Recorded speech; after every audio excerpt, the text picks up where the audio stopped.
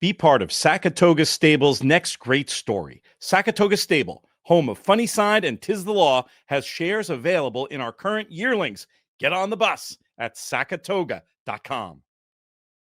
3 questions about every Breeders' Cup race. PTF and JK back with you, part of this In the Money Media Breeders' Cup coverage. We've got so much more for you. Don't miss any of it. Make sure you subscribe to the In the Money Media YouTube channel. Follow us on the podcast side. And if you want all the info, including trip notes and figures on the European contenders at this year's Breeders' Cup, subscribe to In the Money Plus, inthemoneypodcast.com/plus.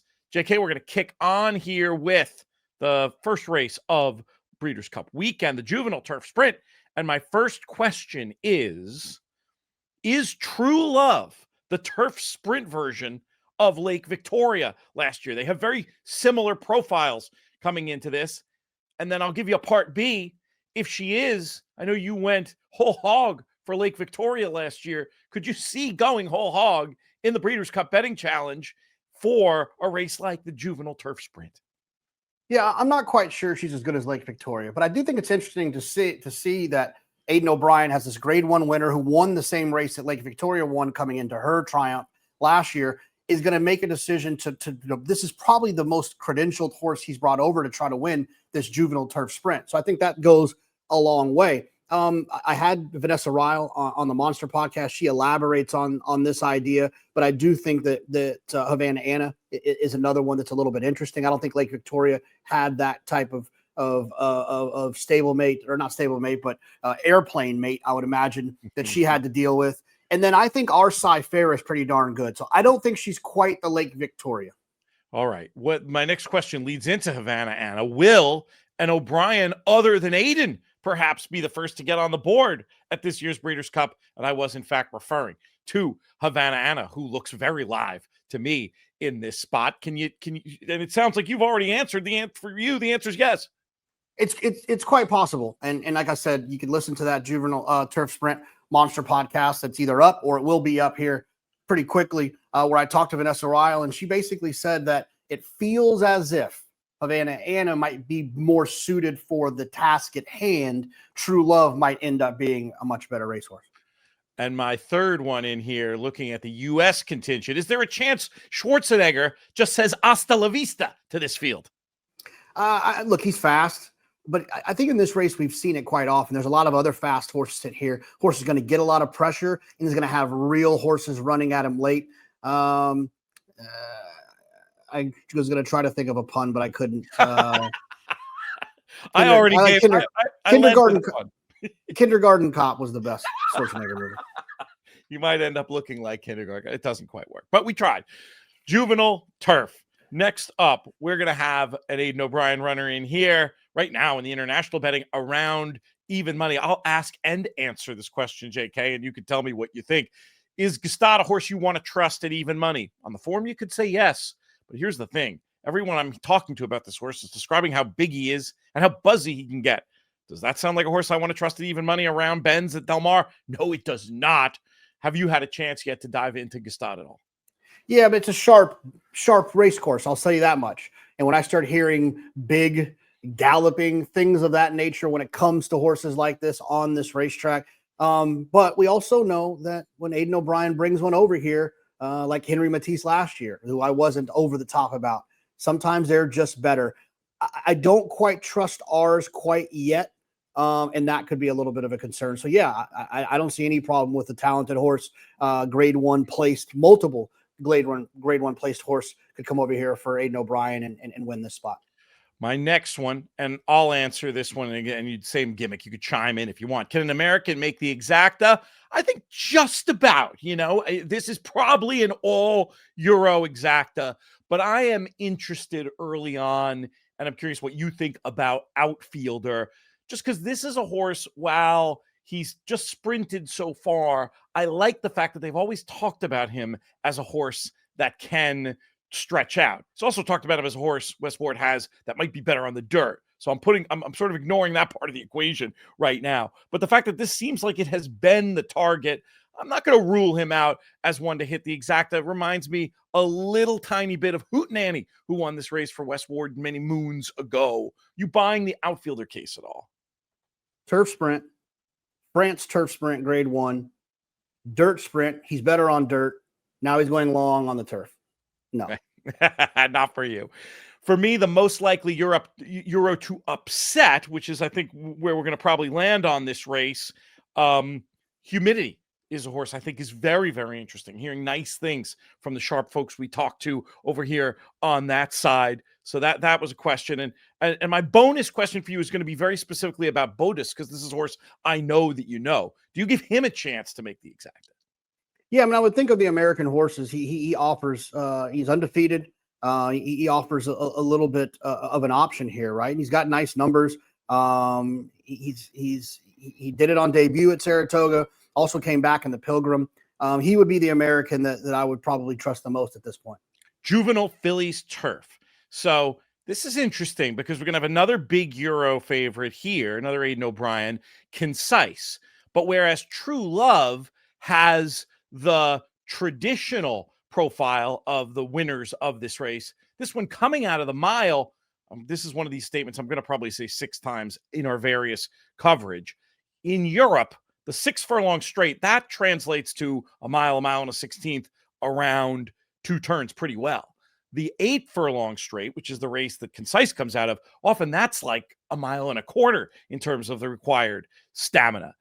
We'll get back to the question we talked about before with when we were talking about True Love and the turf sprint. Could you see yourself getting as enthusiastic about Concise with similar form to Lake Victoria with these questions, for me at least, that abound around her? Well, here's the thing and it's early. You've been looking at a lot of races. Precise. Precise to me is she comes in. One of the things I loved about Lake Victoria is I felt like they brought a 2-time grade 1 winner. It's not always something they've done. They always kind of bring maybe like the B squad, it feels like, or like the lower A squad. Lake Victoria felt like a top A type horse. Precise also feels like that, but she doesn't make me as warm and fuzzy as Lake Victoria did. With that said, Lake Victoria needed to pass the mile test or the distance test, the extra ground test. Precise has already done that, which gives you a little bit more confidence. I think Precise wins if the Europeans win. I think that the other Europeans are on the same level as some of our Americans, just nothing to really get all too excited about. I was, this is a lie, but I was doing that on purpose, actually, JK, so people would correct me in the comments. Not actually true. But I will say this. I would love to make a call out for comments from folks, not just on this race, but all 14 of these Breeders' Cup races. Feel free. Maybe we can get our own conversation going in the comments. Ask your own questions, answer one of ours, whatever it is. Get involved in the comments on the In the Money Media YouTube channel. Do you think Time to Dream is good enough to pull off an upset in this spot? Yeah, I think so. I mean, she had a little bit of trouble. We know what these Not This Times have been doing on the grass. She was undefeated to that point. She's trained by a Hall of Famer in Todd Pletcher, who's had some success in this race. I think that she's got a chance to jump forward, and I think she's got an excuse. I just worry she's going to be a little bit overbet off of the light trouble she had last time. Fair enough. And then the last question I put here that I'll take a little shot at, who's the most likely Euro to upset? Well, the way I phrased it, I'm probably supposed to talk to you about one of these horses in the middle of the market, like Queen of Hawaii. But one little bit of scuttlebutt here in early conversations with Rob Dove, one of the top 10 pro punters in the UK today. Pacific Mission was one he mentions he's got some interest in. If you subscribe on the In the Money Plus side of things, you're going to get full tips from our Euro experts, as well as all the great information, trips that we're going to be putting out there, and those figures that I mentioned before. So that's a couple of long shots I'll mention to round out our discussion of the Juvenile Fillies turf as we pivot to the Juvenile Fillies. And my question on this, do you think this is the most likely Breeders' Cup race this year to be won by a $20 or longer horse? You said the Juvenile Fillies turf or the Juvenile Fillies? Juvenile Fillies. Yes. I mean, here's the thing. I was super impressed with Tommy Joe throughout her campaign. I don't necessarily trust her. I don't trust Explora. If you don't like the top 2 in the market, then there's certainly an opportunity for a bigger priced horse to win. So I would say there is a nice chance that this could be one of those types of races. Have you looked at any of the long shots yet, or will people have to tune back in for the final answer show to hear that? Yeah, well, we don't have lines, so you're kind of guessing to a certain extent. I will say this: if Iron Orchard could be a little bit ignored, potentially, I don't think she will. She's undefeated, so she's probably not going to be ignored. She's one that I think won't be a shorter price than Explora and Tommy Joe. But the 20-1 thing, I guess my point is more of the chaos that a race like this could allow. And I was talking about a $20 horse, double figure odds, nothing. I wasn't asking you to reach too deep down into the drawer. But again, we're going to have a full discussion of this race. You know what? We should, production meeting in the middle of the show, we should schedule that live stream sooner rather than later so people can, when they're watching these videos, be prompted to click to get notified when they turn up. Who should be the favorite in this race? You mentioned the two that are there, Explorer, Tommy Joe, Bottle of Rouge, also right in the mix for odds, and you could certainly make a form case. Well, I'll leave that one for the next question, actually. So, yeah, who should be the favorite? I would say Tommy Joe. I mean, I think just from her body of work. I mean, she was second last time in a race that didn't come back all that quick, but I'll forgive her for that. It's a short stretch. Sometimes the Alcibiades and the boys version, which is the Breeders' Futurity, can sometimes be a little tricky because they got that short stretch first wire finish. So sometimes the figures can be a little bit off. Tommy Joe deserves to be the favorite, in my opinion. Interesting. Percy's Bar. This is one that I needed to bring up anyway, and now especially. So you think Tommy Joe will reverse that form? I would think so. I think she just has more, more established form, right? I mean, she's a grade 1 winner in the Spinaway. She was impressive on debut on Travers Day. No, that was Jim Dandy Day, I think, on the 26th. So I think she's the favorite in here. Let's talk about the Breeders' Cup Juvenile. Should Ted Nafi be the shortest priced favorite of the weekend? Yeah, I think so. I think Ted's been great. Super impressive. Like I said, when they can visually do something that I can tell they're going faster than other horses, they're really out there moving. Is there a case for blackout time to reverse that form? Very progressive. My hint answer here is I will have some combos with that. I will have more combos with Ted Nafi, and I kind of think that's your exacta. But am I being too bullish on blackout time? Yeah, probably. I mean, I didn't see the excuse last time, right? And Ted Nafi has been consistent and throughout his runs, never been beaten in a game where there's a million ways for horses to get beat. Ted Nafi's avoided them all. Yeah, that's an excellent point. Let's talk about Brant. Now, this is a race Bob Baffert has won 6 times. He has never won with one laying off from the Del Mar Futurity. I almost said debutante again, like I did in private conversation the other day. You're right. We have a lot of form in our heads.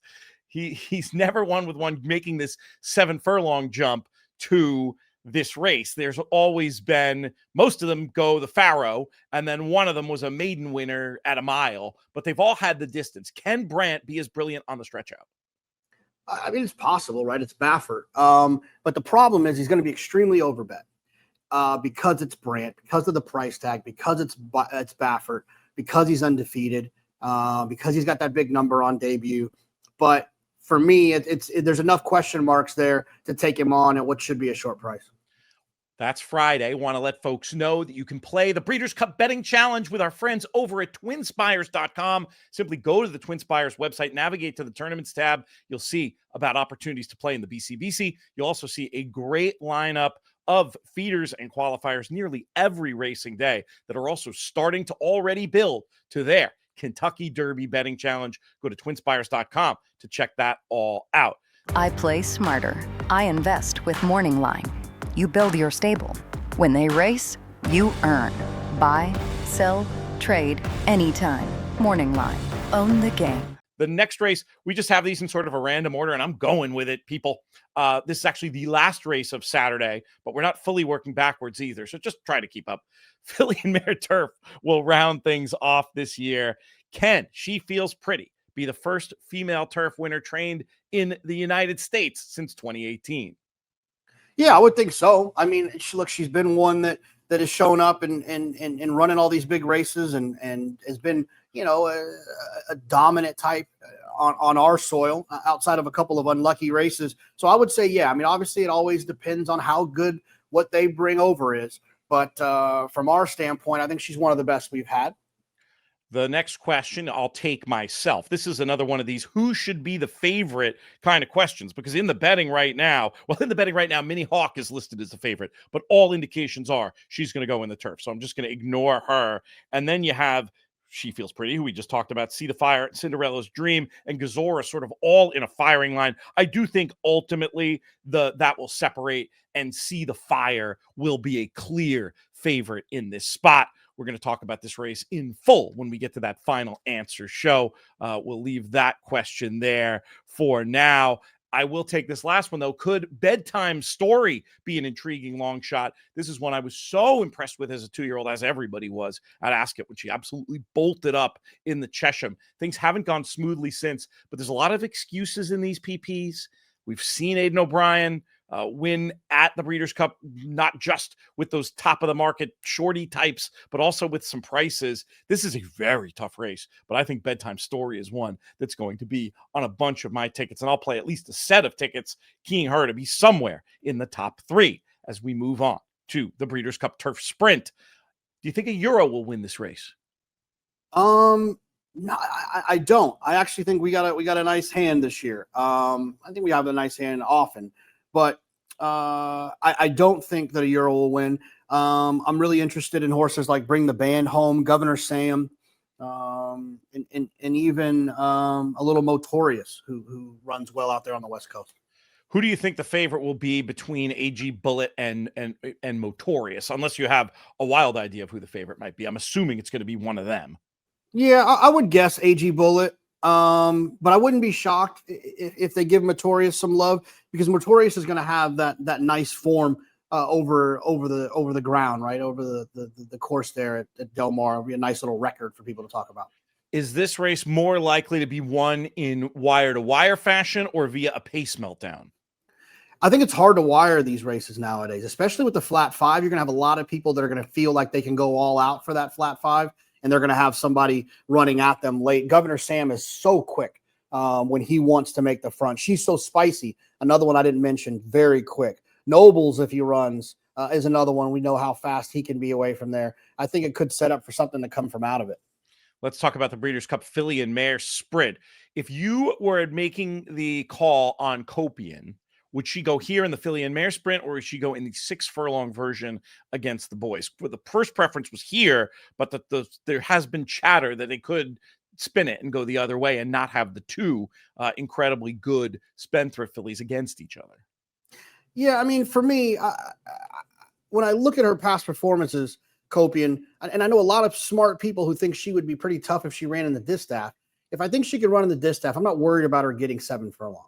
So I would much prefer her run against the fillies going 7 than the all-out tough battle that is the 6 furlongs with the boys. If they do decide to go there, will Mandela win this anyway? What do you think of Tamara? Are you a believer? Well, we obviously know how much talent she had as a young horse, and then she comes back sprinting off a 323-day break and runs extremely well. I think she could be another one that's finally living up to what we always thought she was going to be. Let's talk about Sweet Azteca. When I was pulling horses to do profiles on for all the free coverage I also have on for Breeders' Cup over at theraces.com, Sweet Azteca was one of the horses that I profiled as, to me, like a little bit of a standout and a horse that, you know, had some star power, and I wanted the European readers to be aware of. It's interesting, though, as I've talked to sharp people about this race, not as many of them are seeing it that way. Where do you stand on Sweet Azteca? Man, when you look through her past performances, 1, 2, 3, 4, 4 of her wire-to-wire wins have time form fractions coded as blue. And for me, that makes me worry a little bit that with some pressure, with the extra half furlong, she's been doing a lot of 6.5, with the 7, with real horses running at her, I think she could be in trouble and get a little bit late.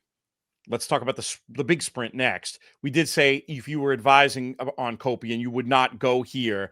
And I think you've already basically answered this. A question I had written was, if Copian goes here, would you back her? I just think she'll be overbet in this spot in a much tougher situation. I don't think there's any killers in here. I mean, Mulligan, right, is pretty darn good. You got a champion in Straight No Chaser. Ben Tornado, obviously another really talented one. Imagination Sneaky is a horse who was on the Derby Trail at one point, now cutting back a little bit in distance. So I just think these are deeper waters for her, and I think it makes a lot more sense for her in the filly mare sprint. We've been talking about Ben Tornado in this spot since that comeback race. At that point, he was looking like he might be an intriguing third or fourth choice. With all the defections, now he's a sizable fave. Are you still with Ben Tornado in the sprint? It's not too often you see 131s in Timeform US. This horse ran extremely well last time and did it off a 315-day break. Hadn't done it since the Breeders' Cup last year. You'd like to think that this horse is going to take another step forward off of that performance. You'd like to think that Jose D'Angelo didn't give this horse a 315-day break and say, we're going to have him ready to run the best race of his entire life in Churchill in the Louisville Thoroughbred Society Stakes. No offense to our friends at Ton Spires and Churchill, but that's not what this is all about. That was a stepping stone to this. And if that was a stepping stone to this, Ben Tornado could be very tough. Can Straight No Chaser bounce back off that disappointing comebacker? He tried to do this exact same move last year, the long break from the Middle East. But the difference is last year, the horse won by 6. This year, the horse lost by 2. We've got 5 races left to talk about. We'll speed round these a little bit, JK, starting with the Dirt Mile. Will Full Serrano repeat? No. Just leave it there. Can Nisos get his first grade 1? Yes. We'll keep it going. One word answers. White Abario trying to do what we were referring to in our production call as the reverse Knicks go, going from a classic win, now trying to win the Dirt Mile. Can he pull that off? Maybe. Breeders' Cup Mile. Let's talk about this one now. Notable Speech, I think, is a deserving favorite in this race. Will he be a bet as short as 2-1? For me, I don't think so. I just think there's too much competition in here. This is a horse, I'm not saying leave him off your horizontals, but this is a horse that I think this is maybe a tougher test than the market seems to think. I'll ask you question 2. Johannes, can he bounce back on his home turf? Look, you look at Johannes's past performances. Anytime he's facing horses from east of the Mississippi, he gets beat. He wins those races in California where he's beating up, I think, on a little bit lesser. No, I don't believe he can. Let's talk about rhetorical. Is this the one that can win it for America? He's gotten really darn good. Will Walden's gotten really, you'd like to think that in his young career, he's got a Breeders' Cup win early that's going to kind of keep him on the projection that he's on, the trajectory he's on, excuse me. Sure. Yeah, I think rhetorical could win this race. Let's go to the Breeders' Cup turf. Can an American win this race? No, I do not believe that's the case. Minnie Hawk seems like she's potentially Enable-esque. That's the next question, actually. I'll just segue right to it. Is Minnie Hawk the next Enable? It's possible. You know, I've heard from those that know a little bit more that her form is in that arena. But I'll also say this: it's hard to argue with the next horse we're going to talk about. Will Rebels Romance make history as a 3-time non-consecutive Breeders' Cup turf winner? He certainly could. I mean, what a remarkable horse, a remarkable story, the way that his career is unfolded. He certainly could. The consistency of this big fella is something else. What do you think in the distaff of the 3-year-old contingent? Do you think one of them might be able to step up in this spot? I do. I believe that Nitrogen is a pretty darn good horse, gritty type of horse that I think could jump up and run well. I'm also a believer in what we saw from Scottish Lassie in the Coaching Club American Oaks. I think that she kind of fell off of form a little bit, which is why she probably had the break skipping the Alabama into the race at Parks, and she didn't run perfectly there. But maybe Jorge Abreu can kind of hit the reset button with her. I think she's pretty talented. So, and then Cliquot is another one who I think is just kind of doing nothing wrong, going in the right direction. So yeah, I think the 3-year-olds could turn the table. Darth Vader ran so huge in the personal ensign. Obviously, Torpedo Anna went off form after. But if you assume that the personal ensign was her good form and not a sign of decline, that would give Darth Vader a squeak here. Can she run back to that big effort in the personal ensign? And would that even be enough? Keyword, if I thought Torpedo Anna wasn't already trending off form, I thought she was trending off form when Darth Vader almost beat her. So I'm not over the moon about Darth Vader. I think when you just look at this race as a PP cut, Seismic Beauty, superficially anyway, looks like a big standout. Is she the one you want to be with in the distaff? I don't think so. I think she'll be overbet as well. You see all those ones. You got the guy with the silver hair all over the TV. I think she'll be a little overbet. We'll go to the classic, and we can speed round this because there's going to be so much about this classic. Is it the best classic ever? Yes, I think it is. Preakness winner, Belmont winner, Derby winner. I don't have to think that hard. I can just say big races and it happens. Yeah. Whitney winner, 2-year-old champion, classic winner, really good Japanese horse. They got it all. Top 3 finishers in the Derby, 1-2 in the classic last year. Great. I think this is a very good one. Yeah. It is 1, 2, 3 in the Derby, 1, 2, 3 in the classic last year. I'm going to make you pick a team. Are you with the older group there or the younger group? The younger, the 3-year-olds, specifically Sovereignty, obviously, but Journalism and Baeza didn't really do anything wrong except for get born in the wrong year. Speaking of potentially born in the wrong year, what to do with Mind Frame in this spot? A PP cut that in any other year would be sub 5-1 in this race. He'll be twice that, won't he? I did a long shots video I recorded yesterday for our friends somewhere else that we'll post up tomorrow probably, where I talked about Mind Frame. If he wins the Jockey Club Gold Cup instead of losing Irad Ortiz and matches his speed figure from the Foster at Churchill Downs, he's half the price he'll be. Right. I still think that he's a little unknown. We know who the rest of them are. We're not quite sure who Mind Frame is yet. Great stuff, JK. Appreciate having you on this 3-question show. Ask us your questions in the comments and make sure you subscribe to the In the Money Media YouTube channel.